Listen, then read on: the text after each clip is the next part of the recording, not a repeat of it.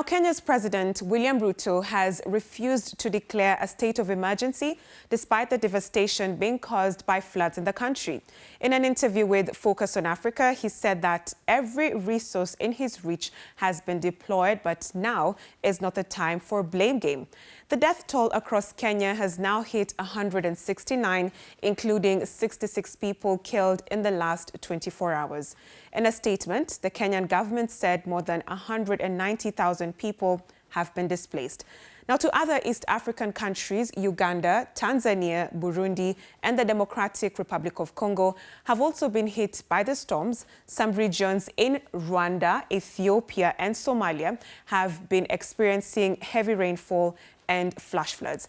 Yesterday, people in villages near Mai Mahiu, that's about 60 kilometers north of Kenya's capital, Nairobi, were swept away as they slept after water blew through a blocked tunnel underneath a railway line. 70 people are still missing.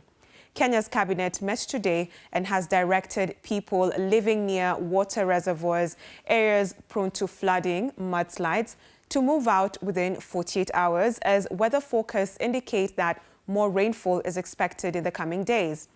Now, scientists say climate change is causing more intense and frequent extreme weather events. The rains come barely 1 year since the worst drought in 4 decades was experienced in the Horn of Africa region, leaving millions of people in dire need of food. Let's hear what the president now, who I spoke to at the World Bank Africa Heads of State Summit in Nairobi, had to say. The more urgent thing to do is to provide the requisite resources, put in place the necessary plans, and ensure that we deploy the resources and the plan to be able to deal with this situation as we are doing. I already called an emergency multi-agency team last week to be able to set up a 24-hour emergency desk that will look at all the issues around the situation we are faced with. And I am very confident that we should be able to respond in good time. And we are going to make sure that we deploy every resource that is within our reach to make sure that we take care of this situation, even as we see the next steps. If it gets to a level where it becomes absolutely necessary for us to declare a national disaster, then those steps will be carried out.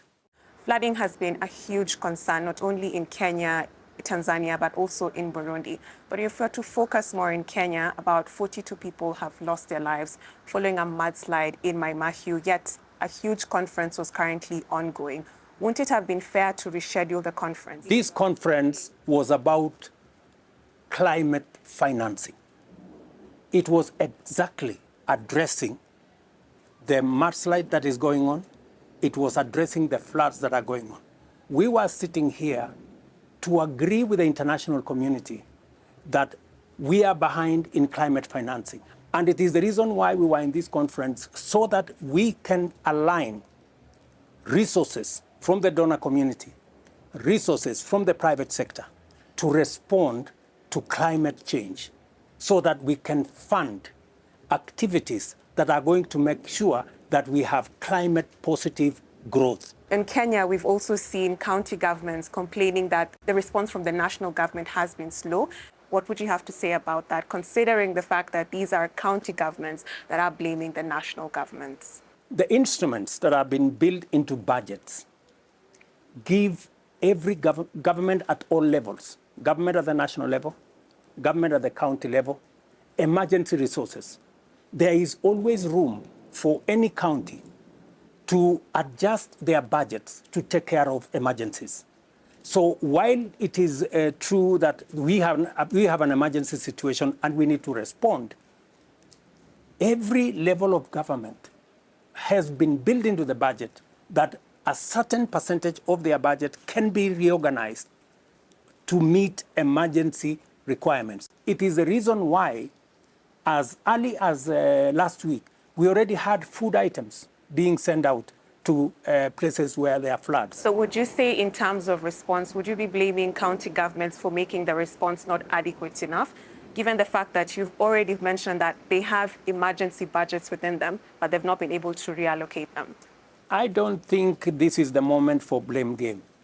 I think we should just address ourselves to the issues, move with speed to respond, and also ask citizens, as we have called on citizens, to move away from areas of danger, areas where there are possibilities of floods, to be careful whenever they are crossing rivers, to be careful on overloading of some of the equipment they are using for crossing rivers, so that we are all careful and we don't endanger our lives, even as we take precautionary measures as government to make sure that we support those who are victims of floods or mudslides or the other items.